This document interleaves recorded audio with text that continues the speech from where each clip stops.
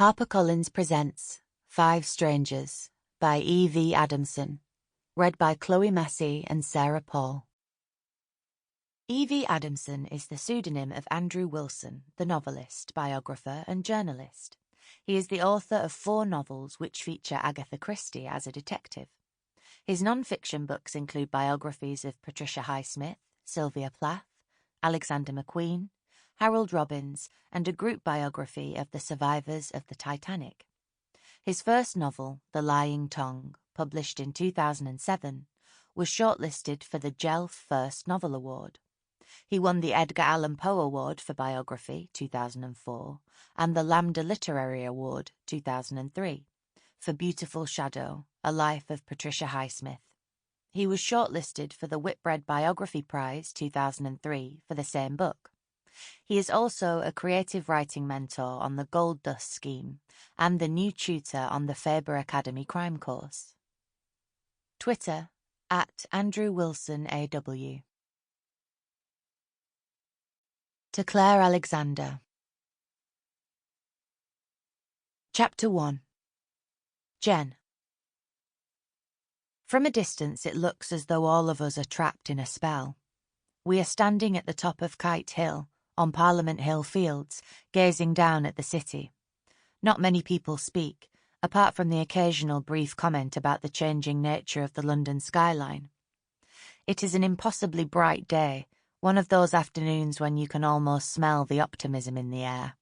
The sky is cloudless and blue, and the light is of such quality that everything seems precise and well-defined.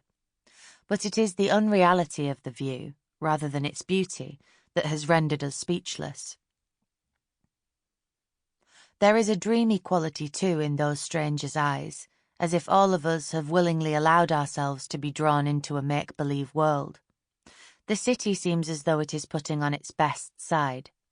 We are viewing it from afar, away from the ugliness of buildings seen at close quarters. The spell will soon be broken by an event so horrific it too will seem like it could only exist within the realms of fiction. But for that moment, or rather, those long lazy minutes before the incident on that day, the 14th of February, many of the spectators exist in a balmy glow of contentment. It's Valentine's Day after all. Couples have taken the day off work, or perhaps escaped their normal routine of a sandwich at their desks, to sneak away from their offices in order to climb this hill to admire the view. A dark-haired man in his 20s and his beautiful girlfriend, sitting on one of the benches, are sharing a bottle of fizz and some chocolates. An elderly couple stand hand in hand, eyes closed and heads tilted back to capture the full rays of the sun on their pale faces, before slowly moving on. A middle-aged man, who despite his age has the perfect skin and glossy hair of the rich, and his younger boyfriend, sit at one of the other benches, stroking their sleek Weimaraner, their fingers occasionally brushing against one another across the dog's elegant back. The younger guy pulls out his phone and starts to take a selfie with their dog. As he presses the button, even the dog seems to grin. As I watch the other couples, drunk with love, I hardly dare let myself dream about tomorrow, about Lawrence. Apart from the occasional text or email, I've had little contact with him since that awful night last year, but the next day we're due to meet up for lunch. I feel what I can only describe as a giddy fluttering of the heart, a delicious sensation of excitement and anticipation. Did we still have a future together? Is he ready to take me back? As soon as these thoughts enter my mind, I push them away again. I can't allow myself to think like this.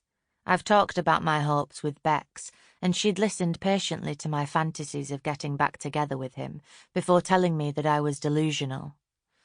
"Who'd want to go out with a mad bitch like you?" she said. Although I knew she was joking, there was an element of truth to this. I'm not the easiest person to love. I've driven some men away.